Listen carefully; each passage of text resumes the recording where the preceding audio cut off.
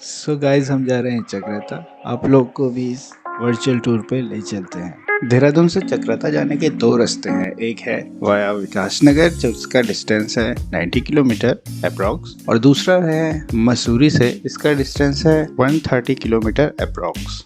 Chakrata a peaceful hill station. Chakrata की height है 7000 metre above the sea level. Chakrata बहुत ही पीसफुल जगह है क्योंकि यहाँ पे टूरिस्ट का आना भी बहुत कम है, इसलिए नेचर के बहुत ही पास है। और जितना नेचर के पास रहेगी तो उतना ही ज्यादा यहाँ की खूबसूरती और ज्यादा दिखती है। नेचर ब्यूटी तो आपको मसूरी नैनीताल में भी मिलेगा, लेकिन वहाँ टूरिस्ट ज्यादा होने के कारण शोर शराबे के भी आप उतने ही करीब पहुँच जाएंगे। जबकि अगर आप चक्राता जाएंगे तो यहाँ पे आपको टूरिस्ट के कम होने के कारण आपको एक सुकून भरा वैकेशन मिल पाएगा। ये हमारे साथ है टाइसन। टाइसन हेलो, से हाय। ये से हाय कहता है। तो रास्ते से हम निकल चुके हैं। अभी हम पहुंचे कारगी चौक, और ये है मेरे क्रू मेंबर्स। हाय बोलो, हाय।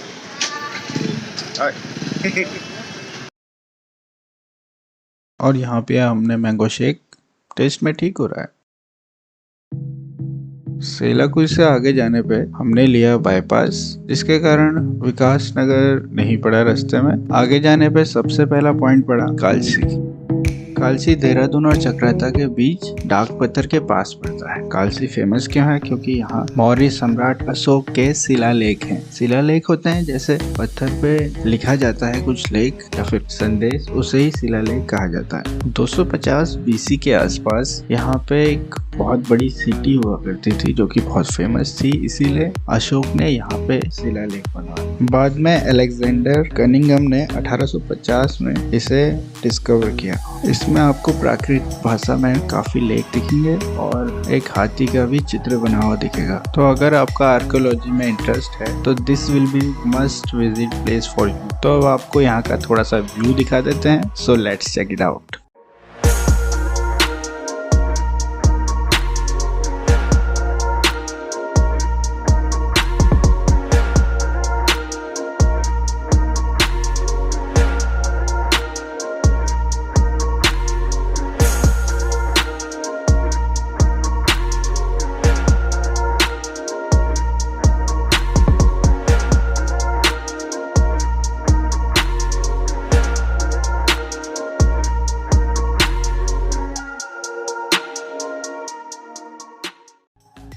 अब हम कालसी से आगे निकल चुके हैं चक्राता की ओर। जैसे जैसे हम आगे बढ़ते जा रहे हैं लैंडस्केप उतना ही ज्यादा सुंदर होता जा रहा है। नीचे तो बहुत गर्मी थी, लेकिन जैसे जैसे हम पास पहुंच रहे हैं टेम्परेचर उतना ही ज्यादा नीचे गिरते जा रहा है, और पूरी धूप में इतनी ठंडी ठंडी हवाएं चल रही है, एसी की कोई जरूरत ही नहीं है महसूस हो रही है।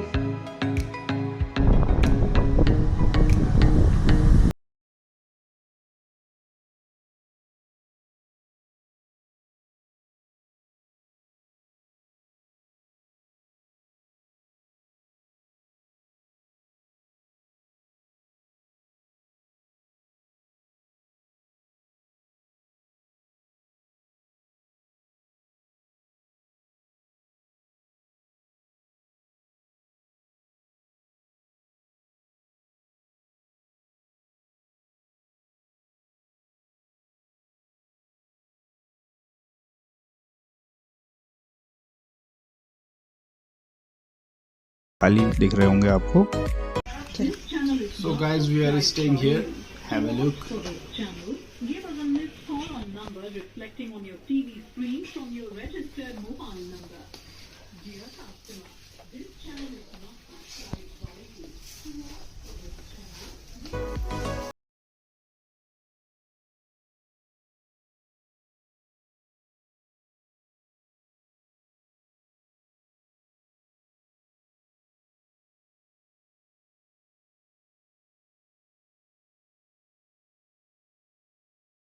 ये यहाँ पे छोटे छोटे वर्कशॉप हैं जो कि अभी बंद हैं। यहाँ आने के बाद आप नेचर के कितने करीब आ जाते हैं ये आपको नेक्स्ट ट्रिप में पता चलेगा।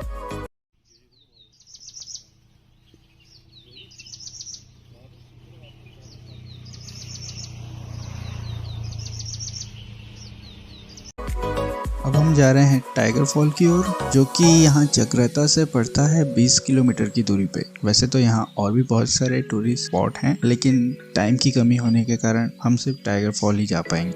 आगे चलते चलते नज़ारे इतने खूबसूरत होते जा रहे हैं, आप देख सकते हैं वीडियो में, बहुत ही अच्छे लग रहे हैं। और आगे की बात करें तो टाइगर फॉल जाने के लिए या तो आप ट्रैकिंग कर सकते हैं, जो कि 1 किलोमीटर का ट्रैकिंग है, और दूसरा आप गाड़ी से भी जा सकते हैं। हमें थोड़ी लेट हो गई है तो हमें ट्रैकिंग वाला रास्ता तो अलाउड नहीं करा, हम डायरेक्टली अपनी गाड़ी से ही गए हैं। यहाँ से भी ट्रैकिंग है, लेकिन बहुत ही कम ट्रैकिंग है। कि टाइगर फॉल का मेन ये है कि भाई जब तक आप इसके बिल्कुल नज़दीक नहीं पहुँच जाते, ये कहीं से दिखता ही नहीं है। बिल्कुल जब हम पास पहुँच जाएंगे तब दिखा होगा। तो हम आ गए हैं टाइगर फॉल पे, देखते हैं, बहुत ही सुंदर लग रहा है।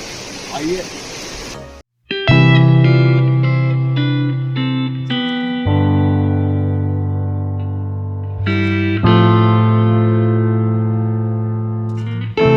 ये है टाइगर फॉल।